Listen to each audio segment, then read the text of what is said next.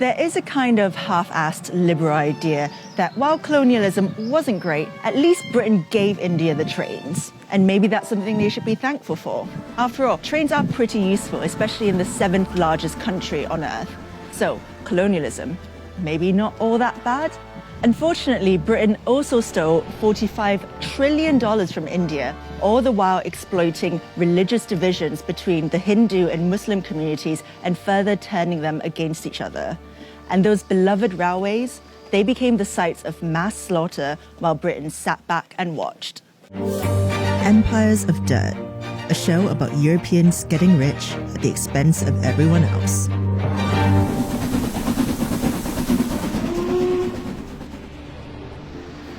Britain first got involved in India through the East India Company, which had its headquarters right here on Leadenhall Street. A private company owned by London stockholders, the East India Company grew over the next 300 years to become a quasi-governmental body with its own army and laws responsible for trading spices, cotton, silk, and tea all over the world. By 1858, ownership of the East India Company had been transferred to Queen Victoria after the failed Indian Rebellion. Trains were the brainchild of British engineers. The East India Company would use railways to transport exploited resources like cotton and coal more efficiently around India. And it worked. Between 1853 and 1924, a railway network was created to help Britain extract from India relentlessly. And it's not like we gave India the railways either, by the way. We made India pay for them, and we ripped them off in the process. Despite Indian mechanics having their own efficient, cheap designs, Britain made India buy trains from them. Between 1854 and 1947, over 14,000 locomotives were imported from the UK to India. Initially, Indians weren't even allowed to work on the trains. They were staffed entirely by white people, from the board directors to the ticket collectors.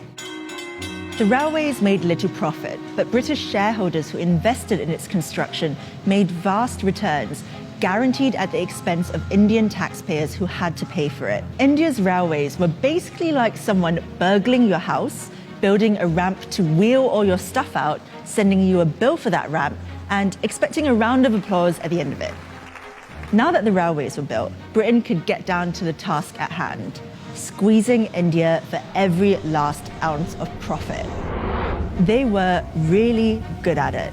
In the 1600s, when the East India Company was established, Britain accounted for less than 2% of the world's GDP, while India accounted for almost a quarter of it. By the 18th century, Britain had become one of the most powerful empires in the world, while the prosperity of the Mughal Empire was fading fast. Britain relentlessly squeezed India for every last bit of resource for its own uses. In 1943, up to 4 million Bengalis starved to death, partly because their food was diverted towards British soldiers during World War II. Winston Churchill said the famine was their own fault for breeding like rabbits. After it was no longer profitable to remain in India, and after receiving huge pressure from the Indian independence movement, the British finally left in 1947. Before they went, they split the country into two, Hindu-majority India and Muslim-majority Pakistan, in an act that became known as partition. But in their haste to get out of the country, British diplomats arranged a shoddy partition agreement that ignored the fact there would be inter-religious conflict. Cyril Radcliffe, the British lawyer assigned to draw the borders of Pakistan and India, was given 40 days to do it. After partition, millions of Muslims trekked to Pakistan and what is now known as Bangladesh, while Indians and Sikhs headed the other way. Violence between Pakistan and India ensued. Within a year of the British leaving, 15 million people were displaced, and between 1 and 2 million people were dead. Trains became the sites for mass murder during the migration. Trains filled with refugees crossing the border on each side were stopped, and everyone on board was murdered. Women were captured and raped. Carriages were set on fire with petrol, with people still inside. The only ones spared were the drivers, so they could transport their trains full of dead bodies to the final destination. The British knew about the train massacres, but they'd already washed their hands clean of India.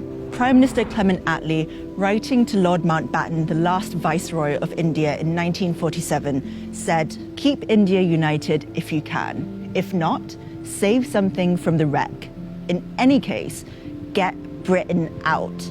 Despite all this, the 4 million starved to death, the careless partition, the $45 trillion they stole from the Indian people, many don't think that the British did anything wrong in India. A YouGov poll in 2014 found that 59% of respondents thought the British Empire was something to be proud of, and only 19% were ashamed of its misdeeds. Trains, cricket, empire. What could possibly be wrong with that?